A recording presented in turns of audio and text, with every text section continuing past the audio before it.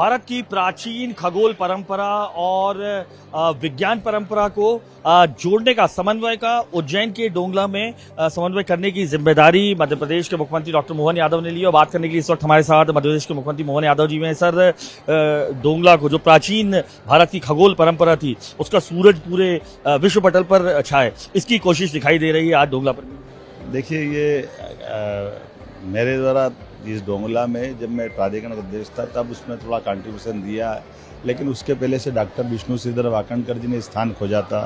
हमारे मोरोपन जी पिंगले, माननीय सुरेश सोनी जी और सभी हमारे संघ के वरिष्ठ अधिकारियों ने इस स्थान के बारे में समाज के अंदर से ये स्थान खोजने में बड़ी मदद की।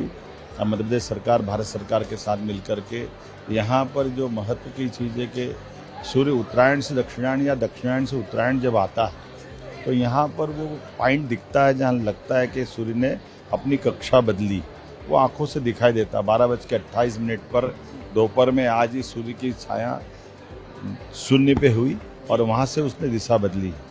3 लाइनें हैं जिस आधार पर शंकु यंत्र की छाया आज दिन भर जो कर्क संक्रांति हुई है, उस कर्क संक्रांति के बाहर सूर्य की छाया नहीं जाएगी। ये गोले में दिन भर वो छाया दिखाई देती है। दिन और रात जब बराबर रहते तब दिन भर सुबह सूर्योदय से लेके सूर्यास्त तक सूर्य की छाया उसी पे चलती है। सूर्य को आंखों से नहीं देख सकते, लेकिन छाया से सूर्य देवता की गति पकड़ने का जो ऋषि मुनियों ने जो ज्ञान दिया है, जिसमें शंकु यंत्र और ये सारे प्राचीन काल गणना के जो महत्व के यंत्र हैं, इनको पुनर्परिभाषित करने की आवश्यकता है। आधुनिक यंत्रों के भरोसे से भी अब इस पर और रिसर्च करने के लिए हमने अपने सभी प्रकार के फिजिक्स के IIT इंदौर सहित पूरे देश के कई वैज्ञानिकों को आमंत्रित किया है। आइए इस प्राचीन ज्ञान को पुनर्परिभाषित करते हुए और रिसर्च करें। और ये जो स्टैंडर्ड टाइम का जो समय है ग्रीनविच का, रात को 12 बजे का, ये गैर वैज्ञानिक है, कोई इसका वैज्ञानिक आधार नहीं है। आमतौर पर सूर्योदय और सूर्यास्त के बीच में 1 घंटे का अंतर पूरे साल में होना चाहिए, लेकिन हम सब जानते हैं कि रात में मध्याह्न 12 बजे दिन बदलता है। ये तो कोई वैज्ञानिक हो ही नहीं सकता। दुनिया में कोई प्रकृति का ऐसा जीव नहीं है जो अपनी उस समय अपनी चर्या चालू करता है।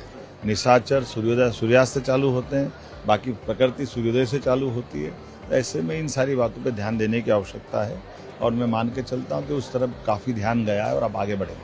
सर, 3000 साल पुरानी हमारी खगोल परंपरा है और उज्जैन में काल गणना होती है, तो उसी वैभव को एक बार वापस लाने की कोशिश है कि समय अब जाना जाए तो डोंगला से जाना जाए। हाँ, ये उसी प्रकार के प्रयास है और इसको मान्यता भी मिल रही है, क्योंकि अपनी आंखों से देख रहे हैं हम। तो आज आप देखा होगा 12:28 पे, और ये प्रकृति का भी रहस्य है जिस पे और काम करना चाहिए।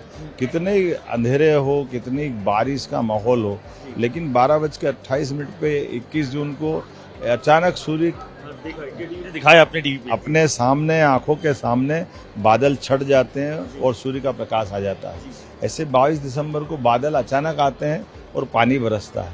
अब ये ऐसे सहज नहीं हो सकता और 1 साल नहीं हो सकता, ये हजारों साल से हो रहा है। तो आखिर क्यों हो रहा है? कोई तो कारण है।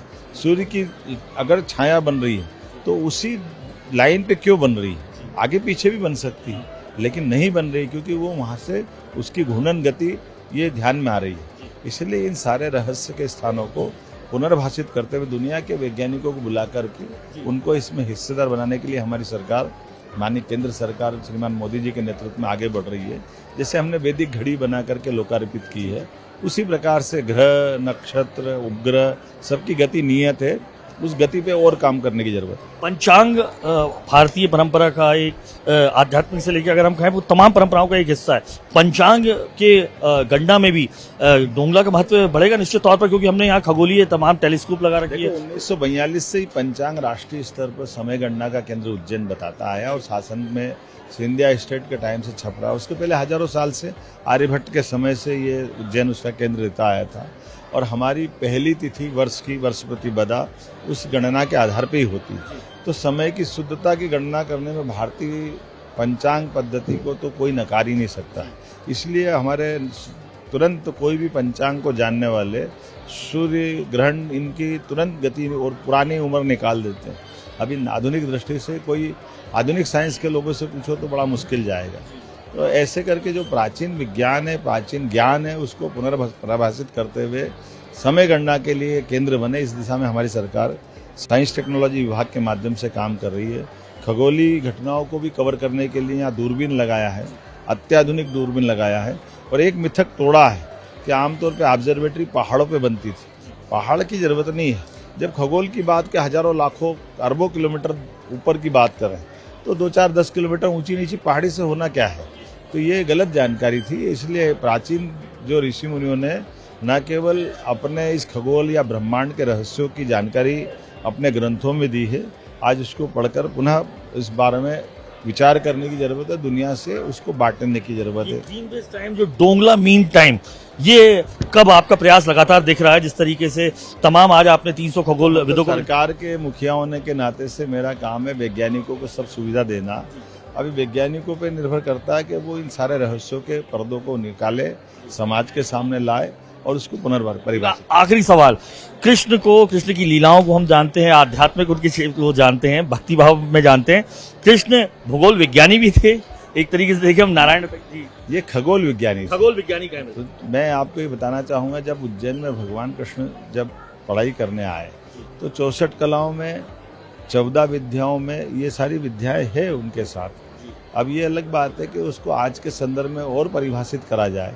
और हमने सबने देखा कि उज्जैन से वो लगभग 35 किलोमीटर दूर आकर के सुदामा के साथ रात गुजारते हैं। ये तो दुनिया ने देखा है नारायणा में। तो जब सुदामा जी के साथ रात गुजारने की घटना है तो वो वैसे ही नहीं आए थे। लोग नादानी में बोल देते हैं कि वो लकड़ियाँ लेने गए। अरे लकड़ी लेने अगर गए होते तो उज्जैन से 35 किलोमीटर दूर क्यों जाएंगे? आज भी संदीपनी आश्रम के पास आसपास बहुत जंगल है। तो ये निश्चित रूप से वो इसी कारण से आए थे, जो आज के यंत्रों से जब परिभाषित हो रहा है तो निश्चित रूप से वो भी उसी कारण से आए थे। ऐसे कई सारी लीलाओं को पुनर्रूप से हम उनके महत्व के उस कारणों को खोजने की जरूरत है, जिसमें हमारी श्रद्धा और बढ़ेगी और भगवान के इस रूप को भी जनता जानेगी। बहुत धन्यवाद। मध्य प्रदेश के मुख्यमंत्री डॉक्टर मोहन यादव जो भारत की प्राचीन खगोल परंपरा है उसे विश्व पटल तक पहुंचाने की तैयारी करते हुए मध्य प्रदेश के उज्जैन के डोंगला में जिस तरीके से लगातार काम हो रहा है उसे करते नजर आ रहे हैं, ताकि जिस तरीके से भारत का वैभव पहले भी रहा है उसी वैभव को एक बार फिर पुनर्परिभाषित करने की कोशिश है। उनकी बात है कि जो ग्रीनविच मीन टाइम यानी GMT है उसे बदल कर विश्व जल्दी ही जो गोधरा मीन टाइम है वो जरूर करेगा। कैमरा पर्सन प्रदीप त्रिवेदी के साथ अनुराग अमिताभ, इंडिया TV, उज्जैन।